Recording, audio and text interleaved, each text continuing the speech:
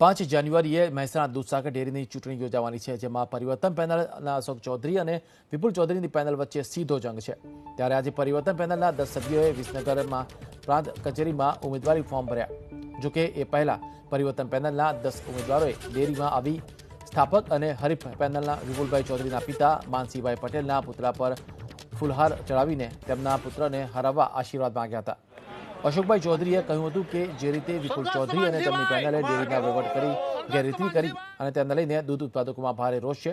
લોકો પરિવર્તન ઈચ્છી રહ્યા છે।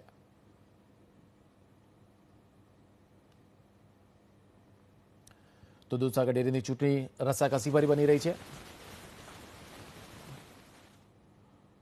મહેસાણા દૂધસાગર ડેરીનો ચૂંટણી જંગ જામ્યો છે। આજે પરિવર્તન પેનલના અશોકભાઈ ફોર્મ ભરવા જઈ રહ્યા છે। તે પહેલાં માનસીભાઈ પટેલના બાવલુ પાસે આવીને ફૂલ અર્પણ કરીને આશીર્વાદ લીધા છે।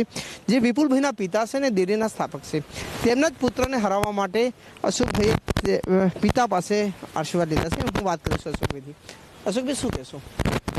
આજે આપ ફોર્મ ભરવા જઈ રહ્યા છો, કયા મુદ્દાને લઈને જઈ રહ્યા છે? ખાસ કરીને આપ બાવલુ પાસે આવીને ફૂલ અર્પણ કર્યા, શું કહેશો? આજે અમે પરિવર્તન પેનલના બધા ઉમેદવારો સ્વર્ગસ્થ માનસીભાઈ સાહેબના અને મોતીભાઈ સાહેબના આશીર્વાદ લઈ અને ફોર્મ ભરવા જઈ રહ્યા છીએ। ત્યારે અમે પ્રાર્થના કરીએ છીએ કે જે રીતે આ દૂધસાગર ડેરીનું માનસીભાઈ સાહેબે સ્થાપના કરી અને મોતીભાઈ સાહેબે જે રીતે સંવર્ધન કર્યું અને દોનારીઓના એક પૈસાનો બગાડ ના થાય એ રીતે એને પૂરેપૂરો ખ્યાલ રાખી અને આ ડેરીને પારદર્શક વહીવટ આપ્યો। આજે અમે એમને બંને મહાનુભાવોને સત નમન કરીએ છીએ અને ભગવાન પાસે એવી પ્રાર્થના કરીએ છીએ કે અમને પણ એવી શક્તિ આપે કે અમે પણ એકદમ ભ્રષ્ટાચાર મુક્ત વહીવટ કરી શકીએ।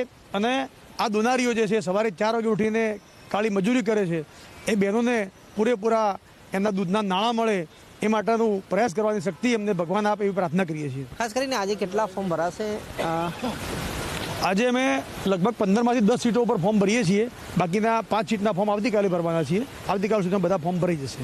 તો જે રીતે માનસીભાઈના બાવલુ પાસે આવીને જ તેમના પુત્રને હરાવવા માટેના એક આશીર્વાદ લીધા છે, ત્યારે મહેસાણા દૂધસાગર ડેરીનું રાજકારણ ફરીવાર ગરમાયું।